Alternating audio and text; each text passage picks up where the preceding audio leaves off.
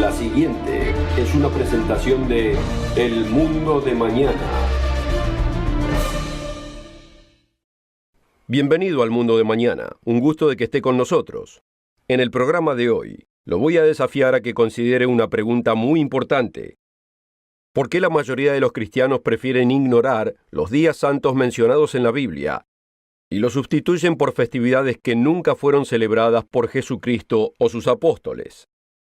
¿Tiene alguna importancia cuáles días celebramos mientras nos den tiempo libre en el trabajo, vayamos a fiestas y disfrutemos reuniones con amigos y familiares? Sí, amigo, tiene importancia. ¿Se da cuenta que las 7 festividades anuales que la Biblia cristiana indica que debemos observar, en realidad predicen los eventos futuros?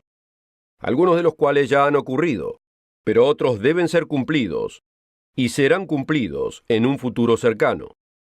Estos días en realidad revelan el plan maestro de Dios para la humanidad. Responden a las grandes preguntas que la humanidad se ha interrogado durante siglos. Por ejemplo, quizás usted sea cristiano y quiera saber qué va a pasar con sus amigos y seres amados que no han sido salvos. No es como la mayoría piensa. ¿No le gustaría saber lo que la Biblia realmente revela? La respuesta se encuentra en los días santos bíblicos. Quizás usted no sea cristiano, pero ¿no le gustaría saber lo que estos días revelan acerca de un futuro cercano? Eventos que afectarán dramáticamente a todo el mundo, y esto lo incluye a usted. Si usted quisiera saber lo que va a acontecer en un futuro cercano, no va a querer perderse el programa de hoy. Acompáñenos, ya regresamos.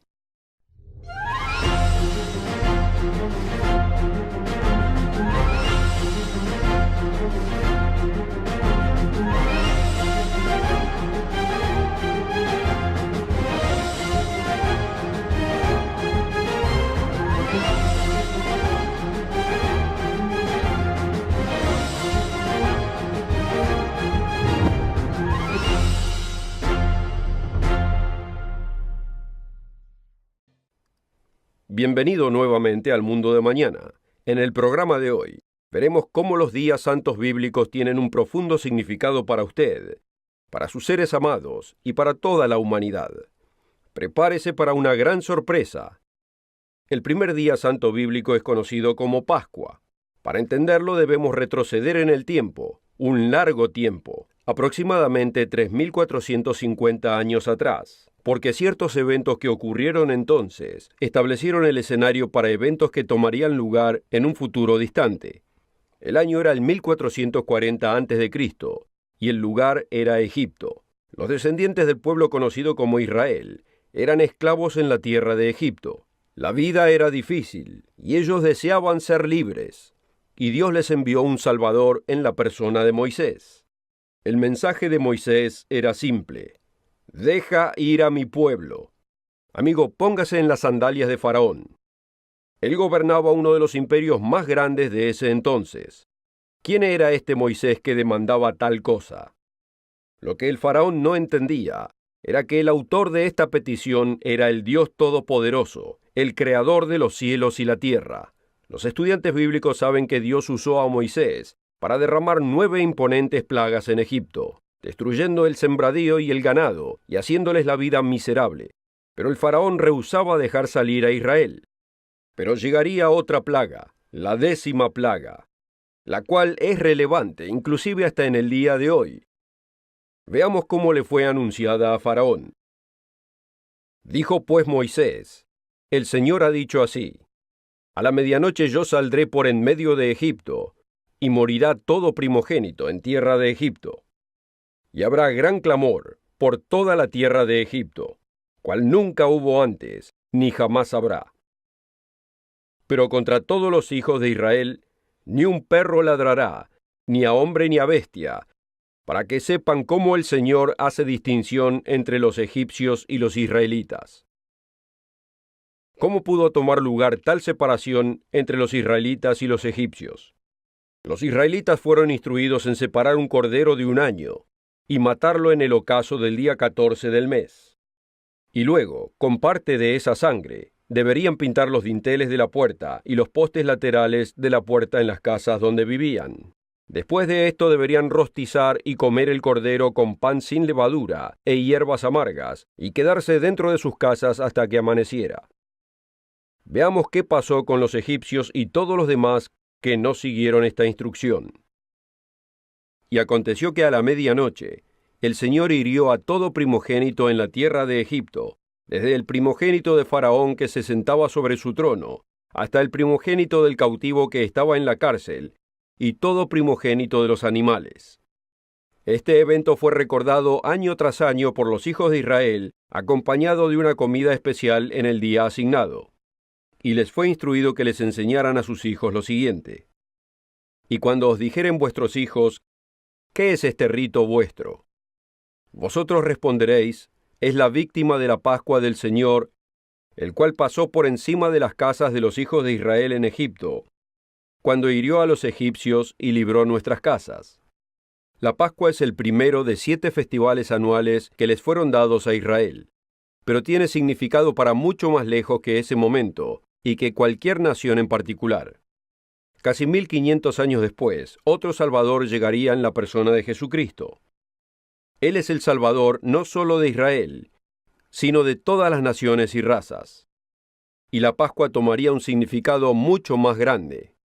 Cuando llegó a sus 30 años, Jesús de Nazaret comenzó a predicar el Evangelio, o sea, las buenas nuevas del reino de Dios.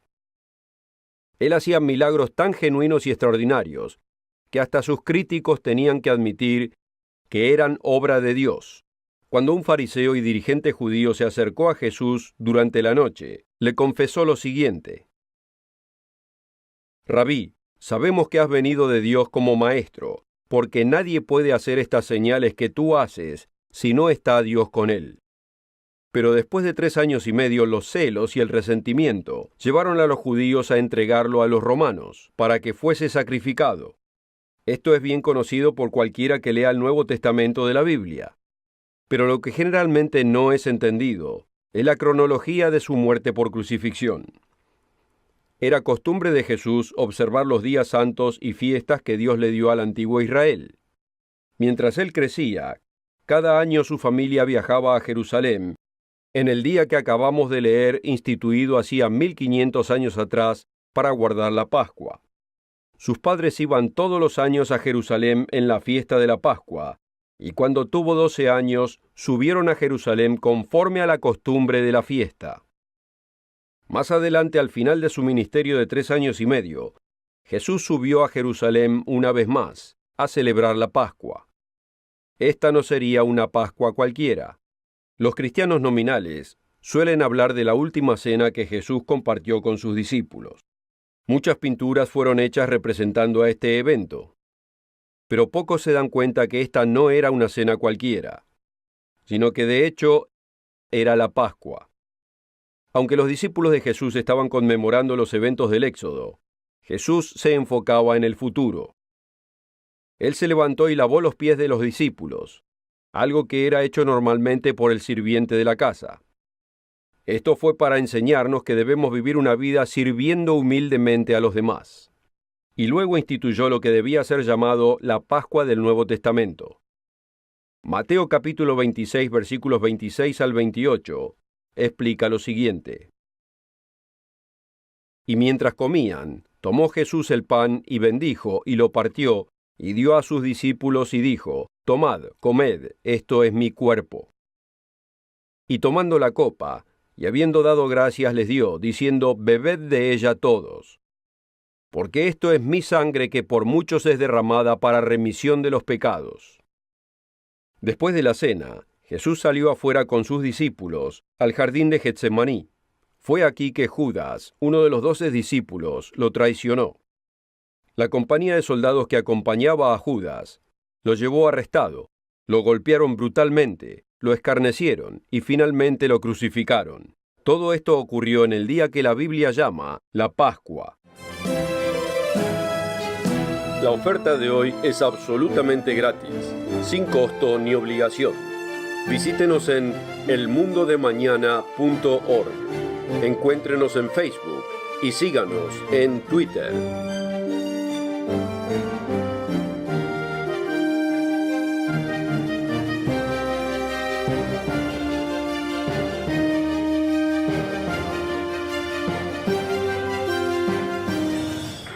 Con esta oferta también obtendrá una suscripción gratuita de la revista El Mundo de Mañana, cubierta de interesantes artículos y perspectivas relevantes de importantes temas de actualidad. El Mundo de Mañana lo mantendrá actualizado con noticias internacionales, profecía bíblica y el significado de la vida misma. El Mundo de Mañana. Llame hoy. Sabemos que en el año hay 365 días, y Jesús pudo haber sido crucificado en cualquiera de estos, pero no fue así.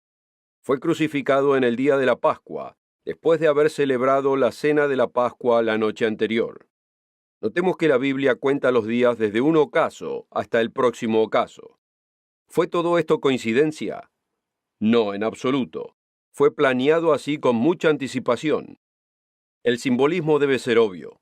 Algunos años antes, Juan el Bautista vio a Jesús acercándosele y anunció a los que estaban presentes: «He aquí el Cordero de Dios que quita el pecado del mundo». En este enunciado llegamos a entender el rol que jugaría Jesús en su vida. Los corderos sacrificados eran solamente un símbolo de lo que Jesucristo haría por el mundo. Así como para aquellos que pintaron los dinteles de sus puertas con la sangre del cordero sacrificado en los tiempos del éxodo de Egipto, de igual modo la sangre de Cristo protegería a aquellos que son de Él.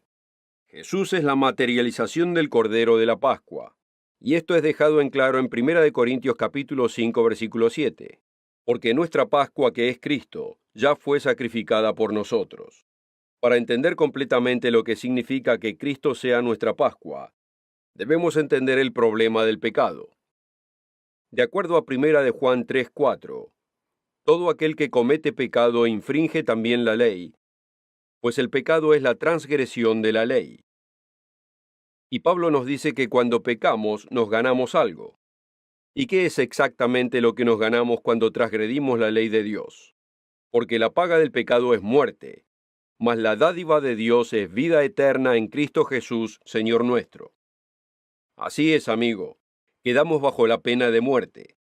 Como nos es dicho en el 3er capítulo de Romanos, por cuanto todos pecaron y están destituidos de la gloria de Dios. Aquí hay una verdad que muy pocos cristianos comprenden, aunque hay muchas escrituras que revelan esta verdad. Jesucristo es nuestro Creador. Él fue el que creó la totalidad del universo. Él es el que le dio vida a nuestros primeros padres. Y Él es el que pronunció los 10 mandamientos ante el antiguo Israel. Por lo tanto, la vida de Él es tan valiosa que Él puede dar su vida en intercambio por la nuestra. Todo esto es confirmado en el 1er capítulo de Colosenses. Refiriéndose a Cristo nos dice lo siguiente: en quien tenemos redención por su sangre, el perdón de los pecados. Él es la imagen del Dios invisible, el primogénito de toda creación. Y el contexto claramente indica que aquí se refiere a Jesucristo. Porque en Él fueron creadas todas las cosas, las que hay en los cielos, las que hay en la tierra, visibles e invisibles, sean tronos, dominios, principados, potestades. Todo fue creado por medio de Él y para Él. Y Él es antes de todas las cosas, y todas las cosas por Él subsisten. Y Él es la cabeza del cuerpo que es la iglesia. Él es el principio, el primogénito de entre los muertos, para que en todo tenga la preeminencia. Así que hagamos un resumen. Israel sacrificaba un corderito inocente y pintaba su sangre en los dinteles y postes de las puertas. En la noche de la Pascua, el primogénito de toda casa que no estuviese protegido por la sangre moriría. A todo primogénito que tuviese la sangre del cordero cubriendo su casa, se le perdonaba de la muerte. Jesucristo llegó a este mundo para ser la realidad de ese cordero de Pascua. Él fue brutalmente sacrificado para pagar la penalidad que nos ganamos nosotros mismos cuando pecamos. Él dio su vida en intercambio por la nuestra, y todo esto sucedió el día de la Pascua. Porque esta antigua ceremonia apuntaba hacia un cordero perfecto que vendría. Esta es la razón por la cual un verdadero cristiano debe celebrar la Pascua con los nuevos símbolos de pan sin levadura y vino en el día 14 del primer mes del calendario hebreo. Cuando hacemos esto, recordamos la muerte del Señor hasta que regrese de nuevo. El valor de su sacrificio no puede ser minimizado. La Pascua es la primera de 7 festividades ordenadas por Dios. La fiesta de pan sin levadura es la segunda, y esta también tiene un profundo significado para nosotros. Nos enseña cómo responder al perfecto sacrificio de Cristo.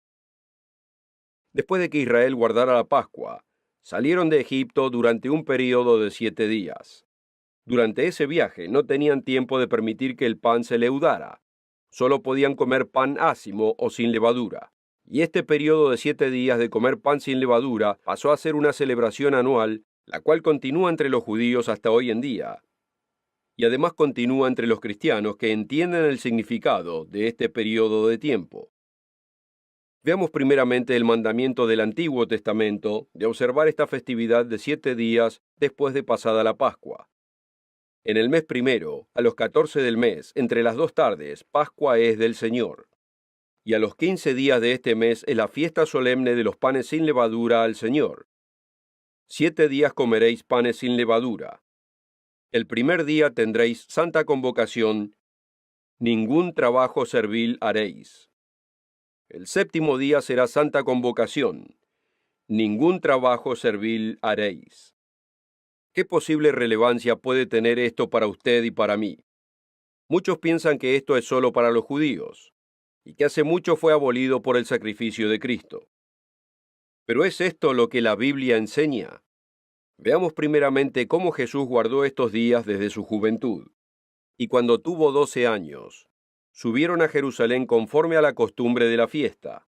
Y acabados los días, volviendo ellos, se quedó el niño Jesús en Jerusalén.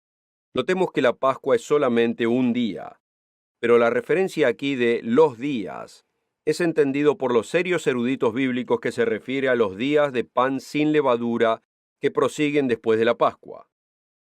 Algunos contienden que esto fue antes de su sacrificio y que después de su crucifixión estos días ya no deberían ser observados.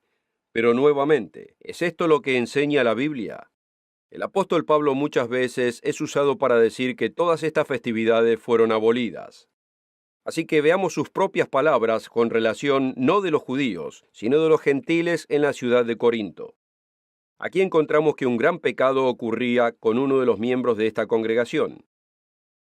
Pablo explica que la tolerancia hacia ese pecado era como la levadura cuando se hincha.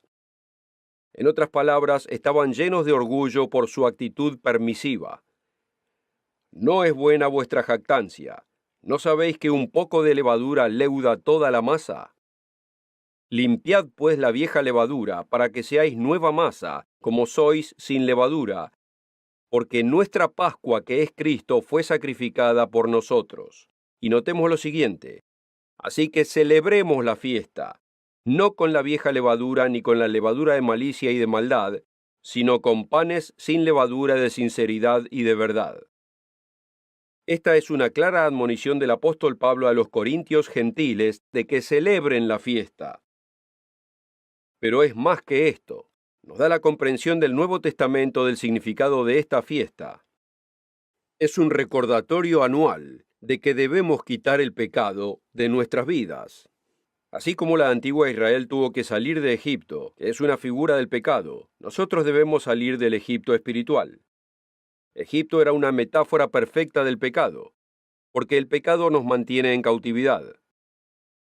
Podemos usar el término moderno adicción, porque eso es lo que el pecado es. El pecado nos esclaviza, y pasamos a ser adictos del mismo, y es un capataz muy cruel.